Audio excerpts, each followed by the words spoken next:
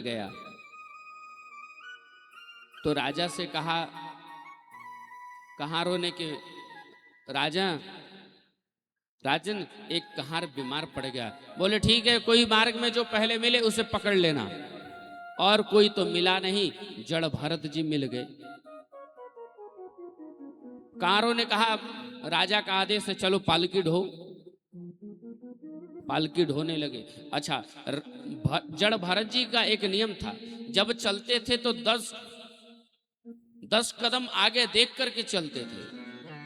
अब कोई अपराध न हो जाए, अब कोई मुझसे पाप न हो जाए। और जब चलते थे, राजा रहुगण पालकी में बैठा है और जब चलते थे 10 कदम आगे देख करके अगर पैरों के नीचे चींटी भी आ जाती तो उछल पड़ते थे। पालकी ढो रहे उछल पड़ते थे और जैसे उछलते थे राजा रहुगण के सर में चोट लगता था पालकी से। अरे कौन है, चलाने नहीं आता।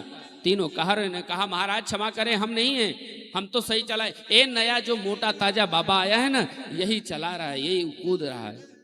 क्यों? रहुगण समझ नहीं पाए। राजा ने कहा क्यों पहली बार आए हो क्या मेरे राज्य में? जड़ भरत जी ने कोई जवाब नहीं दिया। फिर थोड़ा आगे चले, फिर जड़ भरत जी कूद पड़े। फिर राजा के सर में चोट लगी। जड़ भरत जी को साध करके रहुगण ने कहा, ए मोटा ताजा बाबा, शरीर इतना मोटा ताजा लेकर के हुए भी पालकी ठीक से नहीं चलाते हो, बार बार मेरे सर में चोट लग रही है। कुछ नहीं बोले। फिर आगे चले, फिर कूद पड़े।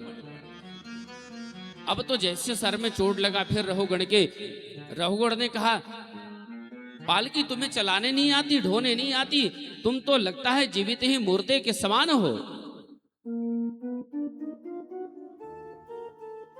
लगता है तुम्हारे में कोई प्राण ही नहीं है। और पालकी ढंग से नहीं चलाओगे तो तुम्हें ऐसा दंड देंगे जीवन भर याद रखोगे। राजा की बात सुनकर के जड़ भरत जी आज बोल पड़े। विचार किए, आज तो बोलना ही पड़ेगा, नहीं तो लोग कहेंगे कि बिल्कुल जड़ ही है। कंधे पर पालकी और पीछे मुड़ करके जड़ भरत जी जो सुंदर जवाब दे रहे हैं। कहते हैं कि आज नहीं बोलूंगा तो लोग कहेंगे कि जड़ भरत जैसे ज्ञानी ने जिसकी पालकी को कंधे पर रख लिया उसको जवाब नहीं दिया। पालकी कंधे पर रखी और जड़ भरत जी जवाब दे रहे हैं। और क्या?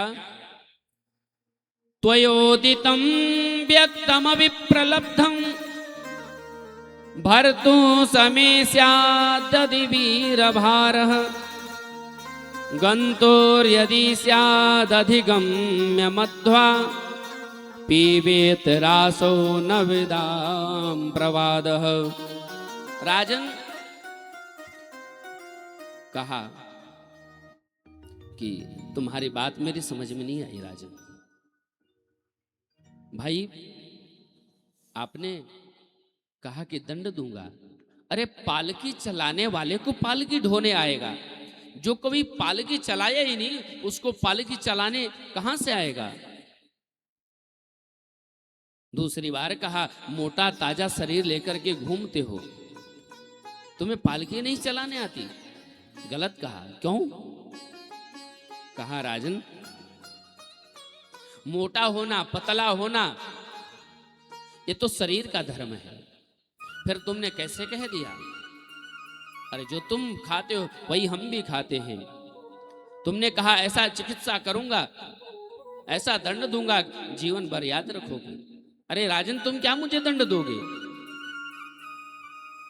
जो तुम हो वही मैं ही हूं। आज राजा रहुगण पालकी से कूद पड़ा, आंखों की ज्ञान की पोटली खुल गई। महाराज मुझे क्षमा करें, आप कहीं कपिल भगवान तो नहीं प्रकट होकर के मेरे अज्ञान को दूर करने आ गए? आप कौन हैं? कस्तुम निगूढ़ चरसी द्विजानाम बिभर्ष सूत्रम कतमो विभूत कस्यासि कुत्रत्य इहापि कस्मा क्षेमाय नश्चेदसि तोत शुक्लः। आपका परिचय क्या है? आप कहीं व्यास जी महाराज तो नहीं है, आप पाराशर तो नहीं, आप कहीं वशिष्ठ तो नहीं, आप बताने की कृपा करें आप कौन हैं।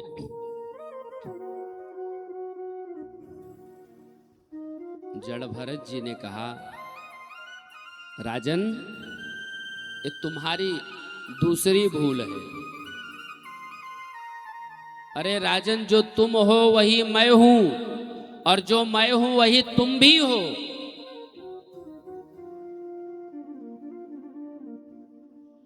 रहुगण ने कहा, जड़ भरत जी से हाथ जोड़ करके मुझे विस्तार से सरल भाषा में समझाइए। भगवान ये बताइए कि शरीर का संबंध किससे होता है। जड़ भरत जी ने कहा, शरीर का संबंध इंद्रियों से, और इंद्रियों का संबंध बुद्धि से, बुद्धि का संबंध आत्मा से है। जड़ भरत जी ने रहुगण से कहा, जब ये संबंध जुड़ता है तो महाराज शरीर को कष्ट होती है, आत्मा क्यों नहीं भोगेगी। आत्मा को कष्ट नहीं होता, आत्मा तो सदैव अमर रहती है। जड़ भरत जी ने रहुगण से कहा, आत्मा की अनुभूति कैसे होती है। रहुगणैता तपसा नयाते न चे जयानिर्वपणा गृहाद्वा न छान्दसा नैव जलाग्नि सूर्य विना महत्पा दरजोभिषेकम। राजन, आत्मा का ज्ञान कभी तपस्या से नहीं होता है। आत्मा का ज्ञान कभी तपस्या से नहीं होता, घर छोड़ करके वन में जाने से नहीं होता है, कई ग्रंथों का अध्ययन कर लेने से नहीं होता है। आत्मा तो केवल चिंतन से होता है। आत्मा का संबंध तो चिंतन का विषय है। आत्मा को पहचाने चिंतन के द्वारा, हम अपने आप को पहचाने, हम कौन हैं, अहम को हम। इसलिए आत्मज्ञान के लिए जो कार्य अत्यंत आवश्यक है वो सत्संग है, महापुरुषों का संग है। अहम पुरा भरतो नाम राजा,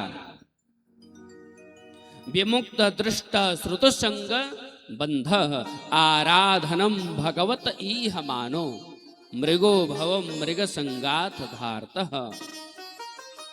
कहा, राजन संतों की संग और सत्संग के प्रताप से, भजन के प्रताप से, कहते हैं भरत जी की अहम पुरा भरतो नाम राजा, मैं पहले भरत नाम का राजा था।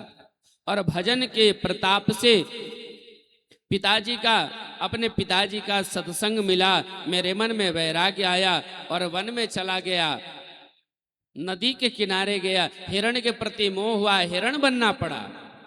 और वही भजन के प्रताप से मुझे यह तीसरा जन्म इस जड़ भरत के नाम से, इस जड़ भरत मुझे मनुष्य के रूप में मिला। भजन ही सत्संग ही सब कुछ है। इसलिए मन में ऐसा वैराग्य आया और जड़ भरत जी ने रहुगण को ऐसा उपदेश किया कि रहुगण वहीं पालकी छोड़ करके और वहीं राजपाट सब त्याग करके रहुगण भगवान के चरणों में लीन हो गया, भगवान के धाम को चला गया भजन करने वन में। ये प्रभाव होता है। सुखदेव जी कहते कि राजन, जड़ भरत जी जैसे महापुरुषों के नाम से तो हमारा भारत वर्ष का नाम भारत वर्ष पड़ा। बोलिए भारत माता की जय हो। अरे जहां डाल डाल पे सोने